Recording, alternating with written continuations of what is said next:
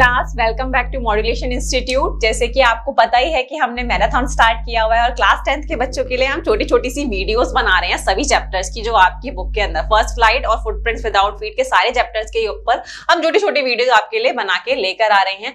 और भी बहुत सारी वीडियोज है और भी बहुत सारा कंटेंट है आपसे रिलेटेड, जो 10th के 11th के 12th के बच्चों के लिए बहुत ज्यादा काम का है। तो जाइए आप हमारे चैनल पे और आप उन वीडियोस को देख सकते हैं, और चाहे तो लिंक डिस्क्रिप्शन में दिया हुआ है, उसके बारे में भी आप और भी चीजें पता लगा सकते हैं। तो आपने अब नेक्स्ट चैप्टर की तरफ बढ़ते हैं। हमने अभी काफी सारे चैप्टर्स हम कर चुके हैं, अब हम बढ़ रहे हैं the sermon at Banaras chapter की तरफ। द सरमन एट बनारस, ठीक है। अगर किसी को कुछ पता है कि ये स्टोरी, अगर आपको थोड़ा जिस्ट पता है उस चीज का, तो आप अपना छोटा छोटा सा समरी मुझे लिख के भी कमेंट सेक्शन में बता सकते हैं, जो भी आपको इस चैप्टर के बारे में पता है, या आपको कौन सा पार्ट इस चैप्टर का काफी अच्छा लगता है और क्या आपने लर्निंग आपने सीखी है इस चैप्टर से। अगर आपने पढ़ा हुआ है तो वो भी मुझे जरूर बताइएगा, ठीक है। तो मेन कैरेक्टर्स की तरफ बढ़ते हैं। द सरमन एट बनारस के जो पहले हमारे मेन कैरेक्टर हैं, जो सबसे मेन है हमारे, वो हैं आपके सिद्धार्था जी, ठीक है। गौतम बुद्ध जी के बारे में इसमें बात की गई है, उनकी लाइफ को स्टडी किया गया है, ठीक है। और एक जो कैरेक्टर है किसा गौतमी, जिसके ऊपर, ठीक है, उन्होंने अपना फर्स्ट सरमन यानी कि अपना फर्स्ट लेक्चर, एक तरीके से प्रीचिंग उन्होंने दी थी, ठीक है। और कहाँ दी थी और कैसे दी थी और उनकी स्टोरी में क्या था, वो चैप्टर जब हम रीड करेंगे तब आपको अच्छे से और पता चलेगा, ठीक है। सरमन जो है, सरमन एट बनारस, ठीक है, उन्होंने पहली जो अपनी प्रीचिंग दी, ठीक है, जो एक तरीके से मान लो कि एक तरीके से लोगों को शिक्षा देना, ठीक है, उनको लाइफ के बारे में बताना। तो उनकी जो प्रीचिंग दी, जो सरमन था, उन्होंने कहाँ दिया, पहला बनारस में, ठीक है, गंगा रिवर के पास उन्होंने अपना फर्स्ट सरमन दिया था। तो उसमें उन्होंने क्या बात करी, उन्होंने क्या लाइफ के बारे में सीख दी है, पढ़ते हैं आगे, ठीक है। जो चैप्टर की थीम है आपकी, वो ये बता रही है कि बुद्धा जी का जो क्या मैसेज है, उनका जो बड़ा मैसेज उन्होंने सरमन में दिया था, ठीक है, अपने सरमन में जो बताया था बनारस के अंदर, वो आपको मैसेज को अच्छे से एक्सप्लेन किया गया है इसमें। और लेसन की जो हाइलाइट्स हम मान सकते हैं कि यूनिवर्सल ट्रुथ एक सच है, ठीक है, एक सच आपको इसमें पता चलेगा जब मैं चैप्टर को आगे रीड करूंगी कि कौन सी यूनिवर्सल ट्रुथ के बारे में इसमें बात की गई है, ठीक है, कौन सी सफरिंग के बारे में बात की गई है, डेथ के बारे में, ठीक है, कि किस तरीके से जो डेथ है वो इनएविटेबल है ह्यूमन लाइफ के लिए, उसको हम स्टडी करेंगे। और उन्होंने उसको कितनी खूबसूरती से एक कहानी के थ्रू एक्सप्लेन किया है बुद्धा जी ने, उसको हम आगे पढ़ते हैं। तो आइए चैप्टर की समरी की तरफ बढ़ते हैं। जो चैप्टर है वो आपको ये बता रहा है कि जो गौतम बुद्ध की लाइफ है वो किस तरीके की रही। तो जिन लोगों को पता हो उनकी लाइफ के बारे में कि गौतम बुद्ध शुरू से ही मॉन्क नहीं थे, ठीक है, कि वो शुरू से ही साधना में नहीं लीन थे, वो काफी अच्छी फैमिली से बिलोंग करते थे। जैसे मैंने आपको बताया कि वो सन थे सुद्धोधना जी के, ठीक है, वो एक राजा के बेटे थे, प्रिंस थे, उनकी काफी अच्छी लाइफ थी। और जब वो पैदा हुए थे, आपने देखा होगा कि जैसे ही बच्चा पैदा होता है किसी राज्य में, तो उसके बारे में ना आप किसी साधु को बुलाते हैं, ठीक है, या बहुत माना ज्ञाना जो कोई पंडित होता है उसको बुलाते हैं और उसको पूछते हैं कि इसकी लाइफ कैसे रहने वाली है और कितनी एज में जाके इसको कितने राज्य मिलने वाले हैं। तो उनकी लाइफ के साथ भी, मतलब जब वो पैदा हुए उनके फादर ने भी बुलाया था किसी को, ठीक है, और जब उनके बारे में उनको पता करा तो पता चला उनको कि उनकी लाइफ में दो ही चीजें पॉसिबल है, या तो वो बहुत अच्छे एम्परर बनेंगे, लेकिन पर अगर उनको लाइफ में जरा सा भी दुख दिख गया, ठीक है, जरा सा भी उन्होंने मिजरी देख ली, किसी की परेशानी देख ली, तो वो क्या बन जाएंगे, वो मॉन्क बन जाएंगे, वो अपने रास्ते को चेंज कर लेंगे, ठीक है, और वो सारी चीजों को अपने पीछे छोड़ देंगे। तो इस मतलब चैप्टर में आपको सिद्धार्थ गौतम जी की जो स्टार्टिंग की लाइफ है उसको भी बताया गया है कि उनको लाइफ में किस तरीके से उन्होंने प्रॉब्लम्स को बिल्कुल फेस नहीं किया। मतलब एक की मान लीजिए 12 साल की उम्र तक तो उन्हें पता ही नहीं था, कुछ भी उन्होंने देखा नहीं था। उनको स्टार्टिंग में बाहर पढ़ने के लिए भेज दिया गया था, ठीक है, वहां पे उनकी पढ़ाई चली जिससे कि उनको कोई भी सफरिंग्स या प्रॉब्लम्स देखने को ना मिले। तो उनके राज्य में ये चीज बोल दी गई थी कि उनके सामने कोई भी ऐसा पर्सन नहीं आएगा जिसको कोई प्रॉब्लम होगी, ठीक है, कोई भी ऐसा इंसान जो बूढ़ा है, ठीक है, या फिर जो बीमार है या किसी भी तरीके की कोई प्रॉब्लम है, तो वो उसके सामने नहीं आना चाहिए, सिद्धार्था जी के सामने। अगर वो उनके सामने आते हैं तो क्या होगा, उनके अंदर जो है वो दया भाव जाग जाएगा और उनको पता चल जाएगा कि ये सब चीजें मेरे किसी काम की नहीं है, और वो छोड़ के उसी समय आपने जो साधना के लिए निकल जाएंगे। इसी वजह से उनको हर चीज से दूर रखा गया, ठीक है। अब रास्ते में एक बार क्या होता है कि अब 25 मतलब जब उनकी शादी हो जाती है, सिखाया गया 16 साल की एज में उनकी शादी हो जाती है। 16 साल की एज में जब शादी होने के बाद कुछ टाइम बीत जाता है, उनका एक बेटा होता है, ठीक है। 10 साल उनकी लाइफ बहुत अच्छी चलती है शादी के बाद। जब उनकी शादी बहुत अच्छी चल रही होती है, उनके फादर वगैरह भी, उनको लगता है कि अब तो ये नॉर्मल मतलब हमारे राज्य को ही संभाल रहा है, तो वो ध्यान देना भी बंद कर देते हैं, ठीक है, बुद्धा जी पे। तो अब वो एक दिन हंटिंग के लिए निकल पड़ते हैं। जब वो 25 साल के होते हैं, वो अपनी हंटिंग के लिए निकल पड़ते हैं, ठीक है। जब वो शिकार करने निकलते हैं अपने तांगे में, जब आगे बढ़ते हैं तो उनको एक आदमी दिखता है जो काफी ज्यादा बीमार होता है और ना लेटा हुआ होता है। तो जैसे ही उस आदमी को देखते हैं तो पूछने लगते हैं अपने तांगे वाले से कि ये आदमी ऐसे क्यों लेटा हुआ है। तो वो आदमी कहता है, फिर उससे पूछता है तो वो बताता है कि मैं बहुत ज्यादा बीमार हूं, इस वजह से मैं ऐसे लेटा हुआ हूं। तो अब इस तरीके से जैसे ही उस आदमी को देखते हैं कि अरे बीमार, ये बीमारी क्या होती है, बीमार कोई कैसे हो सकता है, क्योंकि उनको आज तक लाइफ में कोई प्रॉब्लम फेस करने को मिली ही नहीं। उन्होंने कोई बीमार इंसान नहीं देखा, उनकी लाइफ में, उनकी बॉडी में कभी कोई प्रॉब्लम नहीं आई, ठीक है। बीमार होने से पहले ही उनको कोई ना कोई चीज मेडिसिन दे दी जाती थी जिससे कि वो ठीक रहे हमेशा, ठीक है। तो इस वजह उनको ये भी चीज पहली चीज उनको पता लगी कि कोई इंसान बीमार भी होता है, उसको कोई दुख भी आता है लाइफ में।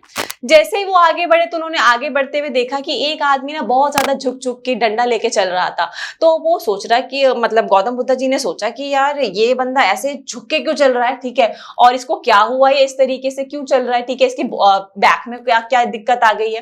तो अब जैसे ही अब उसने तांगे वाले से फिर पूछा, तो तांगे वाले को ना मना किया हुआ था कि किसी बारे में उसको नहीं बताना है। वो कहता है कि बुद्धा जी मुझे मना किया गया है आपको बताने के लिए, ठीक है, लेकिन फिर भी मैं आप मुझसे बोल रहे हैं तो मैं आपको बताता हूं। ये आदमी जो है ये बूढ़ा हो चुका है, ठीक है। एक यूनी बुढ़ापे की होती है, पहले आपका यंग, ठीक है, जब आप यंग होते पहले बच्चे होते हो, बच्चे के फिर आप यंग हुड में आते हो, फिर यंग हुड के बाद आप एक अपने मिडिल एज में आते हो, मिडिल एज के बाद आपकी आती है, ठीक है, ओल्ड एज, ठीक है। ओल्ड एज में जो है इंसान की बॉडी में इस तरीके के चेंजेस आपको देखने को मिल सकते हैं, जिस वजह से वो झुक झुक के चलना शुरू कर देते हैं। तो उनको ये पता चला कि एक यूनी ये भी होती है, क्योंकि उन्होंने अभी तक कोई बूढ़ा इंसान भी नहीं देखा था। अब आगे जब वो बढ़ते हैं, उनको लाइफ का एक और पार्ट देखने को मिलता है। एक फ्यूनरल प्रोसेशन चल रहा होता है। फ्यूनरल प्रोसेशन यानी कि जो 4 लोग हैं उसको कंधे पे लेकर एक आदमी को जा रहे होते हैं, ठीक है, सफेद चादर में लपेटे। तो जब वो उस आदमी को देखते हैं तो वो हैरान हो जाते हैं कि ये आदमी इस तरीके से क्यों लेटा हुआ है, उसको इस तरीके से क्यों उड़ाया गया है। तो जैसे ही वो दोबारा से अपने उससे पूछता है तो वो बताता है कि ये आदमी जो है मर चुका है, जो बुढ़ापे के बाद की स्टेज है, ठीक है। बुढ़ापे के बाद क्या है, डेथ, ठीक है। डेथ एक स्टेज है जो आपकी लाइफ में ये पार्ट भी आएगा, ठीक है। एक इंसान जो पैदा हुआ है वो मरेगा भी, ठीक है। डेथ जो है एक अल्टीमेट ट्रुथ है। तो जैसे ही उनको ये बात पता चले कि इंसान के जीवन में इतनी सारी प्रॉब्लम्स आती है, ठीक है, वो बीमार भी पड़ता है, वो बूढ़ा भी होता है और साथ साथ में डेथ भी उनको आती है। तो जैसे ही गौतम बुद्ध जी को ये सारी बातें पता चली, और एक ऐसे इंसान को जिसको आज तक इवन एक पत्ता तक, जो सूखा पत्ता तक उनको गार्डन में नहीं देखने दिया जाता था, जिससे कि उनको ये ना पता लग जाए कि जो पत्ते हैं वो भी मरते हैं, ठीक है। तो उनको हमेशा हरी पत्तियां दिखती थी, कभी उनको सूखी पत्ती दिखी ही नहीं थी। और उनको इतनी सारी लाइफ का जो सच है वो एक ही दिन के अंदर पता चल गया जब वो हंटिंग के लिए निकले। तो अब जो है वो वापस नहीं जाते अपने राज्य में और वो निकल पड़ते हैं, ठीक है, एनलाइटनमेंट के लिए, ठीक है, मॉन्क बनने की तरफ वो अपना रास्ता अपना लेते हैं, ठीक है। फ्यूनरल प्रोसेशन देखने के बाद वो मॉन्क बनने की तरफ निकल पड़ते हैं, ठीक है। उनकी जो ये साइट्स उन्होंने देखी थी, जो चीजें उन्होंने देखी थी, वो काफी ज्यादा उससे मूव हो चुके थे, ठीक है। उनको ये था कि अब वो इस तरीके की लाइफ, जो अच्छी लाइफ जो वो जी रहे थे, वो उनको नहीं जीनी है, क्योंकि ये सब सच नहीं है, सच कुछ और है जो उनको अभी पता लगाना है। And he decided to become monk, ठीक है। उन्होंने अपनी एनलाइटनमेंट की जर्नी जो है वो स्टार्ट कर दी। एनलाइटनमेंट यानी कि एक तरीके से नॉलेज प्राप्त होना, ठीक है। अब वो मेडिटेशन करते थे अंडर अ पीपल ट्री, ठीक है। पीपल ट्री के अंदर बैठ के वो मेडिटेशन करते थे, और उस पीपल ट्री को आगे जाके बोधि ट्री का नाम दिया गया था, जहां वो अपनी साधना करते थे, ठीक है। और 7 दिनों के अंदर अंदर, ठीक है, उनको एनलाइटनमेंट मिल गई। 7 दिनों के अंदर अंदर उनको ज्ञान की प्राप्ति हो गई, and he got enlightenment and he become known as the Buddha, ठीक है। उसके बाद उनको उनका जो नाम था सिद्धार्थ गौतम से क्या रख दिया गया, बुद्धा। उनको बुद्धा नाम से जाने लगा, और आज भी आप उनको उन्हीं नाम से जानते हैं, ठीक है। अब वो बुद्धा क्यों बोला गया, क्योंकि वो एनलाइटनमेंट उन्हें मिल चुकी थी, उनको ज्ञान मिल चुका था। अब बुद्धा जो है उन्होंने अपना फर्स्ट सरमन यानी कि अपनी फर्स्ट प्रीचिंग जो है वो कहां दी, मैंने आपको बताया बनारस में दी।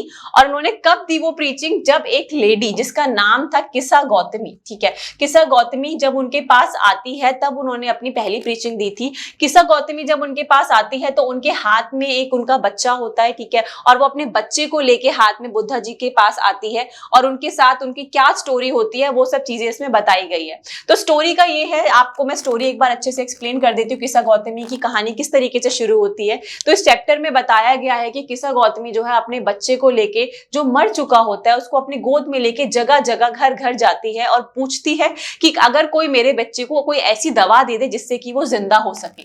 लेकिन पर पता चलता है कि सारे लोग जो है उसको पागल समझने लगते हैं कि कोई मरे हुए बच्चे को कैसे जिंदा कर सकता है, ठीक है। वो अपने हाथ में लिए लिए उसको घूमती रहती है और जैसे ही वो जो है एक आदमी से टकराती है जो कहता है कि अगर कोई कुछ कर सकता है वो बुद्धा जी हैं, तुम उनके पास जाओ, वो तुम्हें कोई ना कोई दवा जरूर दे देंगे, ठीक है। अब वो बुद्धा जी के पास जाती है, ठीक है, और बुद्धा जी से बोलती है अपने बच्चे को ले जाके कि आप मुझे कोई ऐसी दवाई दे दो जिससे कि मेरा बेटा जिंदा हो सके।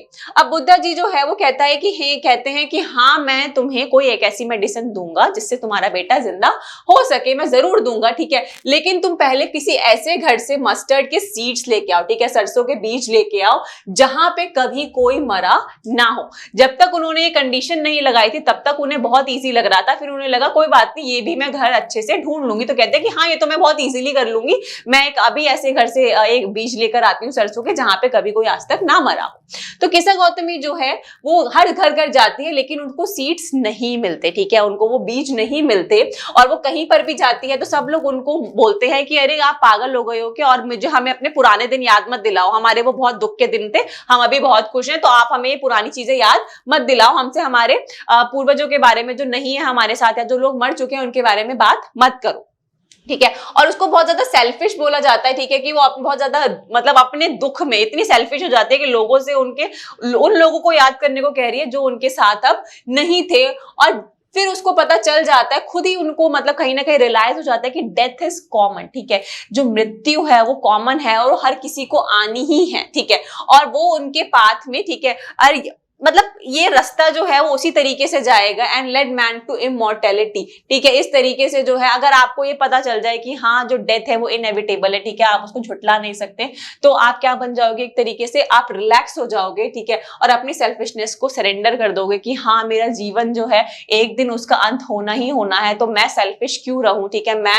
लालची क्यों बनूं किसी चीज को लेके, और अपने आप को सेल्फिशनेस के साथ अपनी लाइफ को जियोगे, ठीक है। अब बुद्धा जो है अपनी ह्यूमन लाइफ के बारे में बताते हैं, अपना ब्रीफ देते हैं, अपने पेलफुल उसके बारे में बताते हैं, ठीक है, ऑल डिपार्ट मतलब कि वो दिखाते हैं कि वो अपने जीवन से कैसे किस तरीके से अलग हो गए, और वो किसा गौतमी को भी समझाते हैं कि किस तरीके से जो लाइफ और डेथ है, ठीक है, वो हर एक इंसान का लिए कॉमन है, वो किसी के लिए चेंज नहीं होती, चाहे आप किसी से जितना मर्जी प्यार करते हो आप उसको वापस नहीं बुला सकते, ठीक है। एंड लेमेंटेशन एंड ग्रीफ, ठीक है, उनके ग्रीफ को, ठीक है, उनको कहीं ना कहीं कहते हैं कि अपने माइंड को क्या रखना है, आपको पीस ऑफ माइंड तभी आएगा जब आपको इस चीज को आप एक्सेप्ट कर लेंगे कि हाँ ये सब चीजें कॉमन है और हर किसी के साथ ये होनी ही है, ठीक है। सॉरो विल बी फ्री, ठीक है, जब आपको इस चीज का रियलाइजेशन हो जाएगा तो आप उस दुख से, ठीक है, आप जिस ग्रीफ में है उससे आप दूर हो जाओगे, ठीक है, उससे आप बिल्कुल अलग हो जाओगे, क्योंकि आपको ये पता चल जाएगा कि हाँ ये सब चीजें कॉमन है और अपने दिल को मनाना बहुत जरूरी है। जिस दिन आपने अपने दिन को इस चीज के लिए मना लिया है, तो अगर आपकी लाइफ में कोई भी मिजरी या प्रॉब्लम्स आती हैं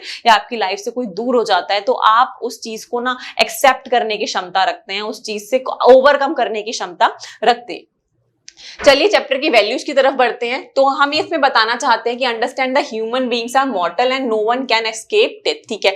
हम ये नहीं बोल सकते कि हम तो हजार हमारे हमें कुछ नहीं होगा, डेथ जो है वो सबको आनी है यार, डेथ सबके लिए कॉमन है, आपके लिए कुछ स्पेशल कोई भगवान चीजें नहीं करेगा।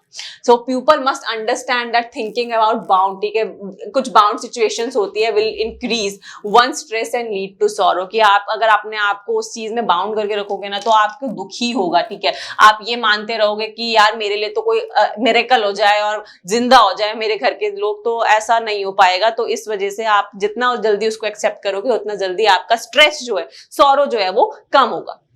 अब टाइटल सरमन एट बनारस जो है वो एप्ट ही है। क्यों? क्योंकि इसके अंदर सरमन की बात की गई है, फर्स्ट प्रीचिंग की बात की है जो गौतम बुद्धा जी ने दी थी, और किसके बैंक पे दी थी? गंगा के बैंक में, ठीक है, बैंक ऑफ द गंगा यानी गंगा के साइड में बैठ के उन्होंने वहां पे अपनी प्रीचिंग दी थी और एक्सप्लेन किया था कि सरमन एट बनारस जो है वो बिल्कुल अच्छे से एक्सप्लेन कर रहा है उनकी लाइफ को, ठीक है, गौतम बुद्धा के बर्थ क्या उनका क्या नेम था, वो सारी चीजों को इस चैप्टर के अंदर एक्सप्लेन किया गया है। तो आप इस चैप्टर के टाइटल को एप्रोप्रिएट मान सकते हैं। चलिए इसके क्वेश्चन आंसर्स की तरफ बढ़ते हैं। क्वेश्चन आंसर्स में आपका जो पहला क्वेश्चन जो आपके लिए इंपॉर्टेंट है कि how did Gautam Buddha make Kisa Gotami understand the common truth of life, death is common to all. ठीक है, क्या लाने को बोला था? मस्टर्ड सीड्स लाने को बोला था। अच्छे से आप अपने आंसर में लिख सकते हैं, बहुत इजी क्वेश्चन है। व्हाट हैपेंड टू किस्सा गौतमी सन, ठीक है, किस्सा गौतमी के बेटे को क्या हुआ था? Why couldn't she get a handful of mustard seed from any house, क्या हुआ था? किस्सा गौतमी बेटे को बीमार थे? नहीं, उनकी डेथ हो चुकी थी, इसीलिए अब उनको जिंदा करना पॉसिबल नहीं था, क्योंकि वो बीमार होते तो उनको ठीक किया जा सकता था, लेकिन वो बीमार नहीं थे, वो मर चुका था, तो इस वजह से उनको जिंदा नहीं किया जा सकता था। और किस तरीके से हैंडफुल ऑफ मस्टर्ड सीड उन्हें जगह जगह जाके ढूंढे बट उनको नहीं मिले। और क्यों नहीं मिले? इसका रीजन क्योंकि जो कंडीशन थी जो बुद्धा जी ने लगाई थी वो कंडीशन के अकॉर्डिंग उनको सीड्स नहीं मिल रहे थे। गौतम बुद्धा के according how can one become free from grief of death and decay, कैसे? अगर आप इस चीज को मान लेंगे, ठीक है, आप अपने सौरों को एक्सेप्ट कर लेंगे कि हाँ यार लाइफ में ये सब चीजें होती ही हैं, ठीक है, लाइफ और डेथ जो है हमारी जिंदगी का एक हिस्सा है, इससे हम ओवरकम, इसको हम छुटला नहीं सकते। जिस दिन आपने अपने अंदर ये चीज को बैठा लिया, इस बात को अपने अंदर घर कर लिया, तो आप लाइफ में कभी भी दुखी नहीं होंगे। अगर कोई भी ऐसी सिचुएशन फेस करते हैं, आप उसको एक्सेप्ट कीजिए। थोड़ा बहुत दुख सबको होता है, लेकिन पर उस दुख से ओवरकम आप कर पाएंगे जब आप इस सच को जान लेंगे। So this was the end of our chapter. ठीक है, आप जिस चैप्टर के पीपीटी के जो नोट्स हैं वो आपको मिल जाएंगे आपके डिस्क्रिप्शन में, जो लिंक है उसके थ्रू जाइए, उस लिंक को क्लिक कीजिए, डाउनलोड कीजिए और अपने लिए लर्निंग के लिए नोट्स छोटे छोटे आप अपने अकॉर्डिंग फ्रेम कर लीजिए। एक आंसर फ्रेम कीजिए जो चैप्टर में आपको छोटा सा समरी आपको दे सके। और हमने बहुत क्रिस्प करके आपको नोट्स यहाँ पे प्रोवाइड किए हैं और आपको क्वेश्चन आंसर्स भी बताए जा रहे हैं जो आपके इंपॉर्टेंट है चैप्टर्स के। आपको बाकी के चैप्टर्स भी हमारे इसमें लिंक में मिल जाएंगे, ठीक है, जिसका नाम है मैराथन ऑफ फॉर इंग्लिश, ठीक है, क्लास 10 स्टूडेंट्स। आपको उस जाके अगर आप प्लेलिस्ट में देखोगे तो आपको सारे चैप्टर्स मिल जाएंगे। बाकी के चैप्टर्स भी आप वहां से देखिए, लर्न कीजिए। All the best class 10 student. मैं जानती हूँ पेपर बहुत पास हैं, लेकिन पेपर की तैयारी अभी से शुरू कर दीजिए अच्छे से, पेपर में तभी अच्छा स्कोर कर पाएंगे। Okay class, all the best. मिलते हैं नेक्स्ट क्लास में नेक्स्ट चैप्टर के साथ।